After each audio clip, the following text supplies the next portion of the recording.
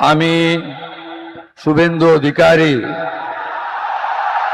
ঈশ্বরের নামে শপথ করিতেছি যে বিধি দ্বারা স্থাপিত ভারতের সংবিধানের প্রতি আমি অকৃত্রিম নিষ্ঠা ও আনুগত্য পোষণ করিব। আমি ভারতের সার্বভৌমত্ব ও অখণ্ডতা রক্ষা করিব। পশ্চিমবঙ্গ রাজ্যের মুখ্যমন্ত্রী রূপে আমার কর্তব্যসমূহ নিষ্ঠাপূর্বক এবং বিবেকসম্মতভাবে নির্বাহ করিব এবং ভয় বা পক্ষপাত, প্রীতি বা বিদ্বেষ রহিত হইয়া সকল শ্রেণীর জনগণের প্রতি সংবিধান ও বিধি অনুসারে ন্যায় আচরণ করিব।